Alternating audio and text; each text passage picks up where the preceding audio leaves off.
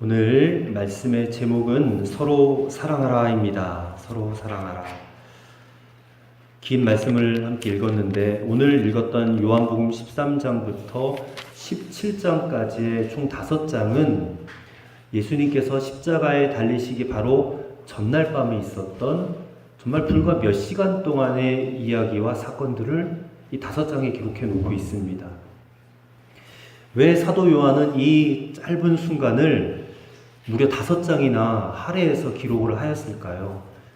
이 사건이 굉장히 중요한 사건이고 또 이 말씀을 읽는 독자들이 꽉 붙잡고 살아야 될 영적인 진리가 가득하기 때문에 기록을 한 것 같습니다.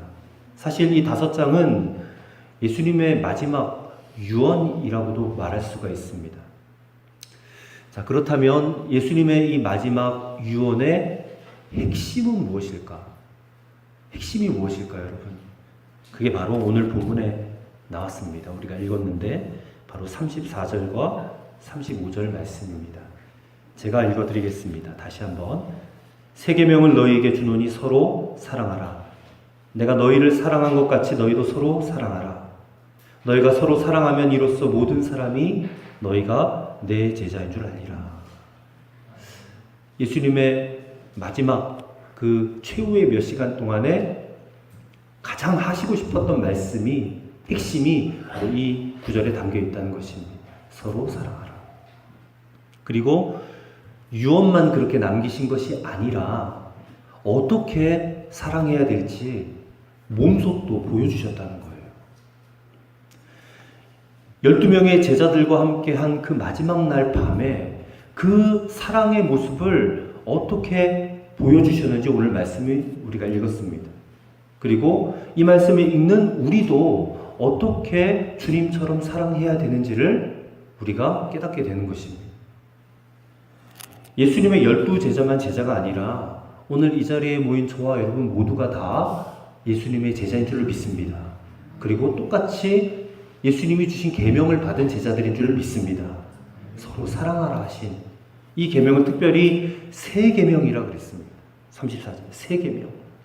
그러므로 우리에게 주신 이 새 계명을 어떻게 실천하며 살아가야 될 것인지 오늘 예수님의 이 가르침과 또 의미에 대해서 함께 깨닫고 오늘 우리의 기도의 제목으로 삼고자 합니다. 첫째로 예수님께서는 성찬을 통해서 제자들이 하나 되어야 한다라는 것을 일깨워 주셨습니다. 성찬을 통해서 하나 되어야 한다. 자, 1절 말씀을 보십시오. 6월절 전에 예수께서 자기가 세상을 떠나 아버지께로 돌아가실 때가 이른 줄 아시고 세상에 있는 자기 사람들을 사랑하시되 끝까지 사랑하시니라 라고 말씀하셨습니다. 세상에 있는 자기 사람들이 누구냐면 제자들이죠. 근데 그 제자들을 사랑하시되 끝까지 사랑하신 그 일이 두 가지로 보여주셨어요. 하나는 성만찬을 베푸셨고 또 하나는 제자들의 발을 씻기신 것입니다. 예수님께서 제자들과 마지막 식사를 하시다가 일어나셔서 대야에 물을 담으시고 수건을 허리에 두르시고 제자들이 그 더러운 발을 씻기시기 시작하셨습니다. 자, 여기에 깊은 의미가 있습니다. 자, 베드로의 발을 씻으시려고 베드로 앞에 이르셨을 때에 이 베드로의 태도가 어땠습니까? 그 발을 내어놓기를 한사코 거부했습니다. 그때 예수님께서 베드로에게 8절에 뭐라고 말씀하시냐면 내가 너를 씻어주지 아니하면 네가 나와 상관이 없다 그랬어요. 그래서 그 말을 듣고 베드로가 겁이 나가지고 마음을 바꿔서 이렇게 말합니다. 9절에 주여 내 발뿐만 아니라 손과 머리도 씻어주시옵소서. 그러자 예수님이 이미 목욕한 자는 발밖에 씻을 필요가 없다. 온몸이 깨끗하다. 근데 그 다음 말이 중요해요. 너희가 깨끗하나 다는 아니니라. 이렇게 10절에 말씀하셨단 말이에요. 자, 이 말씀에서 우리는 예수님이 제자들의 발을 씻기시는 이유를, 그 의도를 읽어야 합니다. 예수님께서 이미 목욕한 자는 발밖에 씻을 필요가 없다. 온몸이 깨끗하다. 그렇게 하시고서는 너희가 깨끗하나 다는 아니니라. 제자들을 둘러보시면서 그렇게 말씀하시는 거예요. 그러니까 지금 예수님이 의도하고자 하신 것은 제자들의 그 더러운 발이 아닙니다. 더럽다는 것은 발이 아니라 사람을 의미하는 거예요. 그리고 11절에 뭐라고 말씀하시냐면 이는 자기를 팔 자가 누구인지 아심이라 그러므로 다는 깨끗지 아니하다 하시니라, 그렇게 설명을 덧붙이고 있습니다.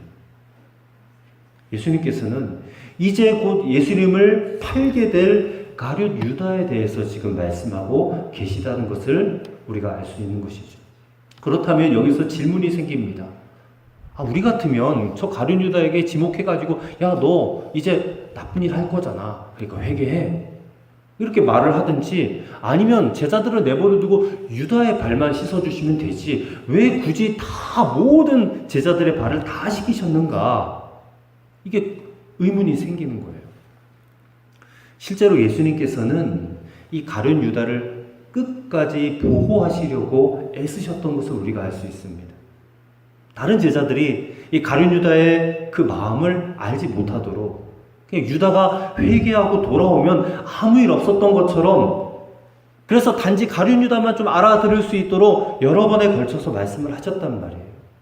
이것은 예수님께서 가룟 유다에게 회개할 기회를 주셨다는 거예요. 먼저 10절 말씀에 너희가 깨끗하나 다는 아니니라, 그렇게 말씀하시면서 유다의 마음을 콕 찔러 주셨습니다. 그리고 18절에 예수님께서 또다시 말씀하십니다. 내 떡을 먹는 자가 내게 발꿈치를 들었다, 이렇게 말씀하셨어요. 이게 두 번째 회개의 기회였습니다. 그리고 세 번째 21절에 예수님이 너희 중에 하나가 나를 팔리라 하고 대놓고 그렇게 선언을 하셨어요. 이게 세 번째 기회였습니다. 그게 도대체 누군가 하고 제자들이 막 수군거리면서 동요했지만, 가룟 유다는 그게 다 자기를 향해서 하는 말씀인 것을 뻔히 알아듣고도 그 기회를 다 거절하고 끝끝내 회개하지 않았습니다. 이제 유다의 마음을 아신 예수님께서 대야에 물을 떠가지고 그때부터 모든 제자들의 발을 씻기시기 시작하신 것이죠. 자, 이 시간에 예수님이 제자들과 함께 지금 마지막 식사를 하고 계셨잖아요. 우리가 이것을 성만찬이라고 부릅니다. 근데 왜 이 식사를 성만찬이라고 하느냐면, 이 식사 시간 때는 다른 때와는 다르게 예수님께서 떡을 떼어주시면서 이 떡은 내 몸이니 받아 먹으라 하셨고, 잔을 주시면서 이 잔은 내 피다, 이렇게 말씀하셨기 때문에 그렇습니다. 사도 바울이 고린도전서 10장 16절 17절에 이 떡과 잔을 받는 것에 대한 의미를 이렇게 설명을 했습니다. 우리가 축복하는 바 축복의 잔은 그리스도의 피에 참여함이 아니며 우리가 떼는 떡은 그리스도의 몸에 참여함이 아니냐. 곧 이 축복된 잔과 떡을 받는 자는 그리스도의 몸과 피에 참여하게 된다. 즉 예수님과 한 몸이 되게 된다. 그런 의미를 말씀하고 있는 겁니다. 예수님과 한 몸이 돼요. 그 잔과 그 피를 받아 먹고 마시는 자는 예수님과 하나가 된다. 그런데 여러분, 이 성찬에 또 하나의 의미가 있습니다. 그것은 이 성찬을 받는 사람들도 서로 하나가 된다는 거예요. 성찬을 받는 사람들도.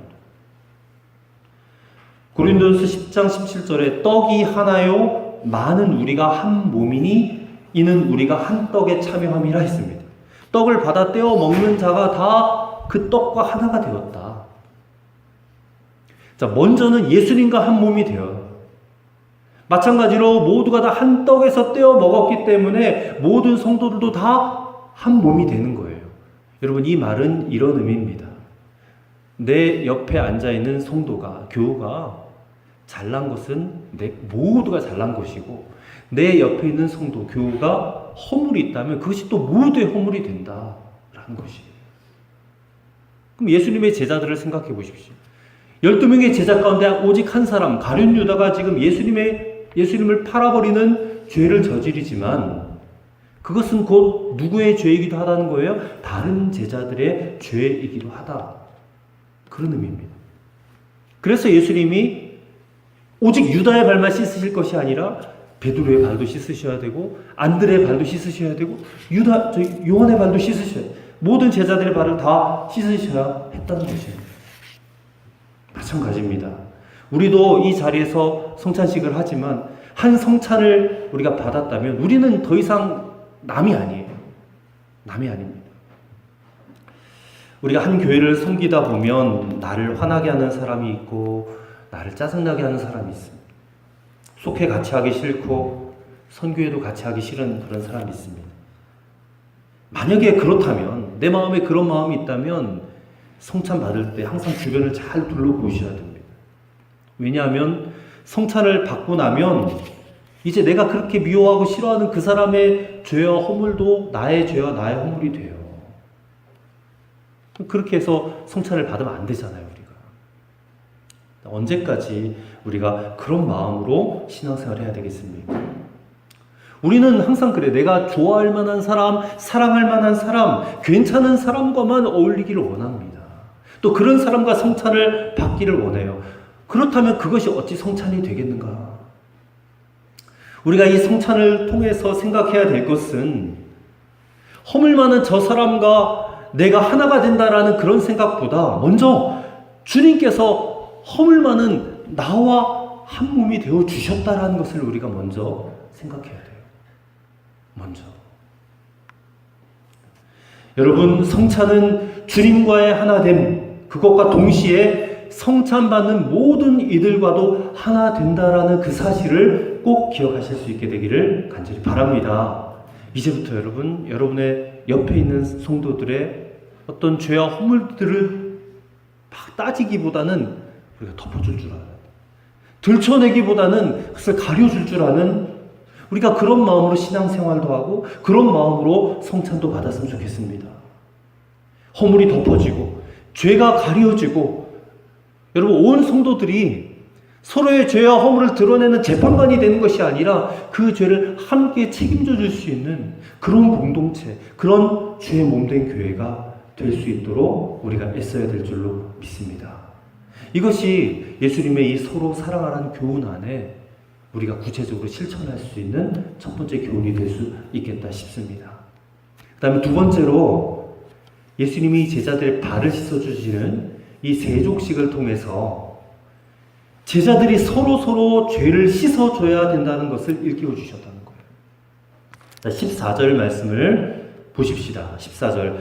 내가 주와 또는 선생이 되어 너희 발을 씻었으니 너희도 서로 발을 씻어주는 것이 옳으니라 했습니다. 우리가 예수님께서 제자들의 발을 씻기신 것을 본받겠다고 세족식이라는 의식을 합니다. 그렇게 발을 씻겨주면서 우리는 생각합니다. 아, 내가 이렇게 겸손해야지, 낮아져야 돼. 이렇게 내가 교회를 섬기고 봉사해야지, 다른 사람 섬겨야지, 이렇게 결심을 합니다. 그러나 예수님의 세족식은 겸손하라, 봉사해라, 이런 교훈을 주기 위해서 하신 것이 아닙니다. 예수님의 세족식은 한 가지 목적이 있었어요. 그것은 죄를 씻어주시는 거예요. 죄를 씻어주시는 거예요. 예수님께서 제자들의 발을 씻어주신 것은 가룟 유다 그 한 사람으로 인한 그들 모두의 죄를 다 씻겨주시는 그런 일이었다는 것이에요. 영국에서 있었던 유다의 얼굴이라고 하는 연극이 상영된 적이 있었다고 합니다. 근데 그 내용은 누가 가룟 유다의 이 배역을 맡을 것인가 하면서 많은 배우들을 찾아다니면서 가룟 유다의 배역을 찾는 이야기인데, 근데 이 극의 마지막이 굉장히 인상이 깊다고 합니다. 이 등장했던 모든 인물들이 나와서 크게 한 목소리로 외치면서 막이 내려진대요. 뭐라고 외치느냐? 관객들을 향해서 이렇게 펼치면서 당신도 가룟 유다가 될 수 있습니다. 당신도 가룟 유다가 될 수 있습니다 하고 3번을 외친다는 거예요. 그러면서 막이 쫙 내려지는데 이 관객들이 얼마나 황당해요. 이게 무슨 의미를 준 것도, 감동을 주는 것도 아니고 갑자기 막 당신도 가룟 유다 될 수 있다 그렇게 말을 하니까 당황했던 거예요.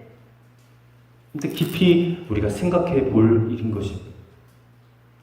여러분, 우리도 어떤 점에 있어서는 가룟 유다처럼 그런 죄를 범할 수가 있습니다. 그래서 우리는 이 발 씻김 받는 일이 계속 필요해요.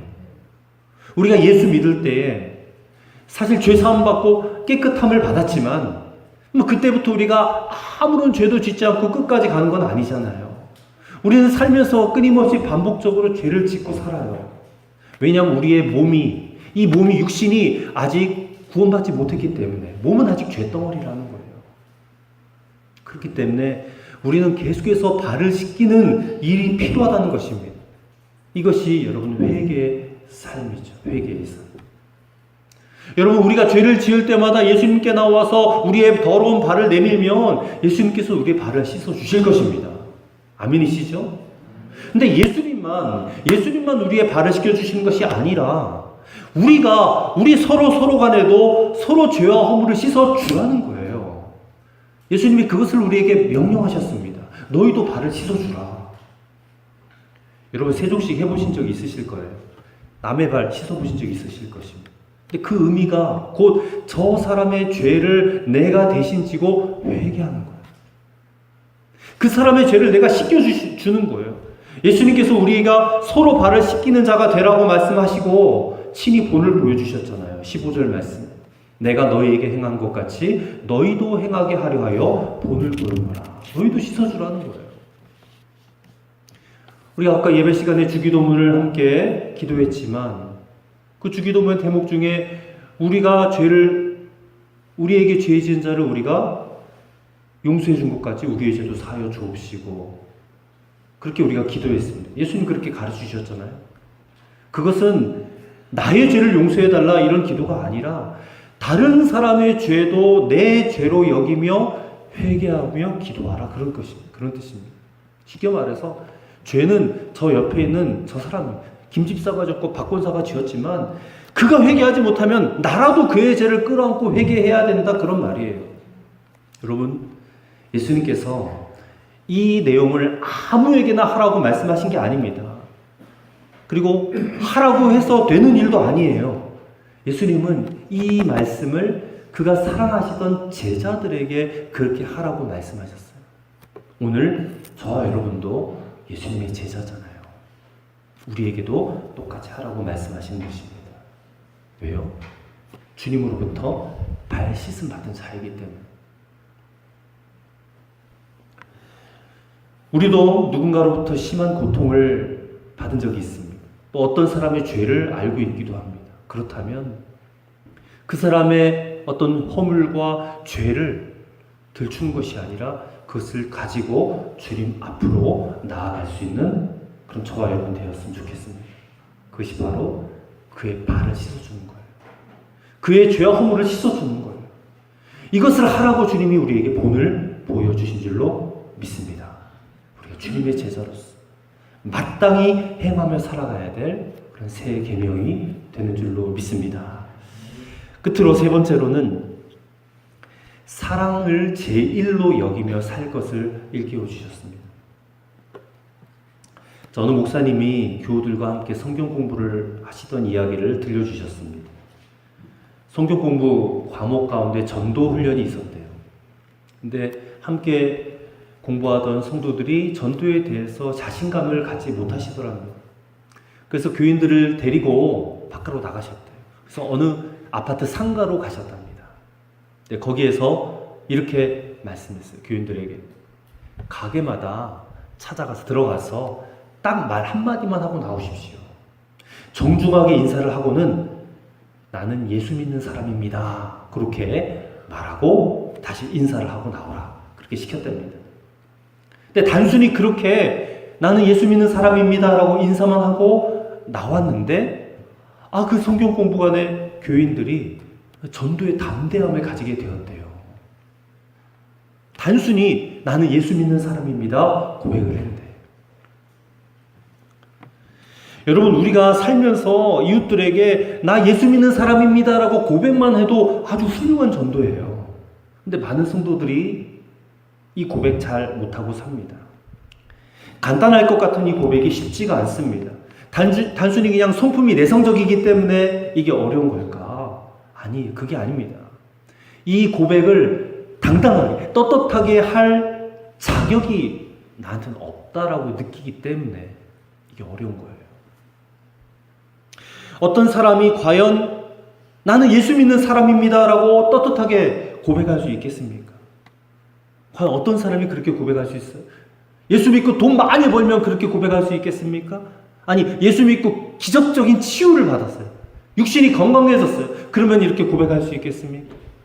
예수 믿고 막 성공하게 되었으면 여러분 고백할 수 있겠습니까? 그 정답을 예수님께서 가지고 계십니다. 가룟 유다가 예수님을 팔기 위해서 나갔어요. 예수님이 가서 내 할 일을 해라 그랬지 않습니까? 그러면서 제자들에게 이렇게 말씀하셨어요. 31절에 지금 인자가 영광을 받았고 하나님도 인자로 말미암아 영광을 받으셨도다. 이제 이 말씀은 가룟 유다가 자기 할 일을 하러 나가고 이제 베드로도 배신할 것이고 그리고 당신 자신은 로마의 병정들에게 붙잡혀서 이제 십자가에 못 박혀 죽게 될 것이다. 그런 의미의 말씀이잖아요. 그러면서 예수님은 이제 이 요한복음 13장의 핵심을 말씀하시는 거예요. 그게 34절, 35절 말씀. 아까도 읽었지만 다시 한번 보십시오. 새 계명을 너희에게 주노니 서로 사랑하라. 내가 너희를 사랑한 것 같이 너희도 서로 사랑하라. 너희가 서로 사랑하면 이로써 모든 사람이 너희가 내 제자인 줄 알리라. 서로 사랑하라. 사랑하며 사는 삶을 보여주는 것. 여러분, 이것이 바로 나는 예수 믿는 사람입니다 라고 떳떳하게 말할 수 있는 그런 예수님의 기준이 돼요. 우리가 흔히 주님의 지상대의 명령, 마지막 명령, 그게 마태복음 28장 끝절에 나오는데 너희는 모든 족속으로 제자를 삼아 아버지와 아들과 성령의 이름으로 세례를 주고 내가 너에게 분반 모든 것을 가르쳐 지키게 하라. 볼지어다 세상 끝날까지 너희와 항상 함께 있을 것이다. 근데 이 전도에 대한 말씀 이전에 당부하신 말씀이 바로 오늘 본문의 말씀이에요. 서로 사랑하라. 여러분, 예수님의 두 가지 마지막 당부가 하나는 전도하라, 또 하나는 사랑하라. 근데 그 둘 중에 더 중요한 것을 꼽으라면 여러분 무엇이겠습니까? 더 중요한 것이 있다. 전도는 예수님께서는 단연코 사랑을 꼽았어요. 우리가 고린도전서 13장 13절 말씀에 분명히 믿음, 소망, 사랑 그 중에 제일은 사랑이라고 그랬습니다. 사랑이 제일이다. 그렇다면 우리는 이 사랑을 제일로 여기며 살고 있는가? 정말 사랑을 제일로 여기며 사는 사람이라면 그는 주님의 제자가 맞습니다. 그리고 주님께서는 그를 통해서 역사하실 수 있는 사람. 한 가지 궁금한 것이 있습니다. 예수님께서 서로 사랑하라라는 계명을 주시면서 이것을 새 계명이라 그랬어요. 근데 사실 새 계명이 아니거든요. 이게 구약 성경에도 있는 계명입니다. 레위기 19장 18절에도 있고 신명기 6장 5절에도 있습니다. 근데 구약 성경에서 서로 사랑하라 이 말씀 하셨지만 아직 그들은 이 사랑의 실체가 무엇인지는 경험을 해보지 못했기 때문에 명령은 받았지만, 계명은 받았지만 실제로는 사랑할 수가 없었어요. 그런데 예수님이 이 땅에 인간의 몸으로 오심으로 이제 모든 것이 다 달라진 것입니다. 예수님을 통해서 이제 하나님이 말씀하신 이 사랑, 이 완전한 사랑이 무엇인지가 경험되어진 것이에요. 그래서 예수님께서 이제 내가 너희를 사랑한 것 같이 너희도 서로 사랑하라. 그렇게 말씀하신 것입니다. 그러면서 보혜사 성령을 보내주셨어요. 여러분, 우리는 성령을 받은 자들로서 우리 안에 오신 성령님께서 우리로 하여금 얼마나 하나님이 우리를 사랑하시는지를 깨우쳐 주시고 그리고 우리도 서로 사랑하라고 말씀하고 계시는 것입니다. 그래서 우리는 이제 진짜 참 사랑이 무엇인지를 알게 되었고 그것을 실제 실천하면서 살 수 있는 능력을 가진 자들이 된 거예요. 성령님이 우리 안에 오심으로.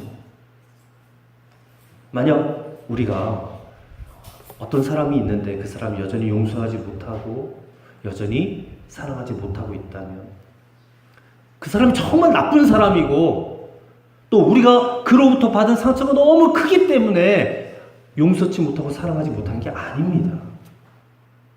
우리가 왜 용서치 못하고 사랑하지 못하느냐? 그건 아직 우리가 주님과 나와의 관계가 풍성하지 못하다라는 증거입니다. 주님과 나와의 관계에 문제가 있는 거예요. 우리가 주님의 풍성한 사랑 안에 거하기만 한다면 반드시 그 사랑, 풍성한 사랑의 능력으로 사랑할 힘이 생깁니다. 그래서 사람들이 우리가 서로 사랑하는 것을 보고 우리가 주님의 제자인 것을 알게 될 것이다 라고 말씀하신 것입니다. 그냥 우리의 이 내추럴한 모습으로, 우리의 본성으로는 사랑한다는 것이 너무너무 어려운 일입니다. 어떻게 우리가 원수도 사랑하고 내 주변에 있는 모든 사람을 다 사랑할 수 있겠습니까? 그러나 이 사랑한다 하라는 것을 그냥 안 지키면 안 되는 율법적인 요소로 받아들일 필요 없습니다.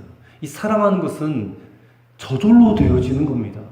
사랑하는 것은 나의 능력이 아니에요. 나의 의지나 노력이 아닙니다. 이것은 성령의 능력으로 되어지는 것입니다. 그래서 주님께서 부탁하시는 거예요. 서로 사랑하라. 의지를 가지고 하는 것이 아니라 성령 받고 사랑하라는 거예요. 그러면 저절로 되어질 것이다. 여러분, 이것이 우리 모두가 사는 길 아니겠습니까? 이것이 바로 하늘의 복을 누리며 사는 길이라는 것입니다. 그리고 우리가 예수 믿고 마침내 다 천국에 들어갈 것인데, 천국의 법은 단연코 서로 사랑하는 밖에 없음을 우리가 알기 때문입니다. 우리는 이 땅을 살지만 천국을 함께 사는 자들 아닙니까?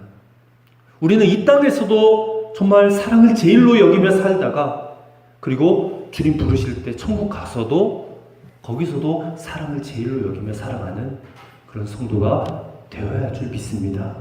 여러분, 주님의 이 마지막 유언과 또 이 가르침, 서로 사랑하라고 하시는 이 부탁의 말씀들이 저와 여러분의 삶 가운데 이 체질로 되어지는 그런 비치교회 모든 성도들 되시기를 우리 주의 이름으로 간절히 축원합니다.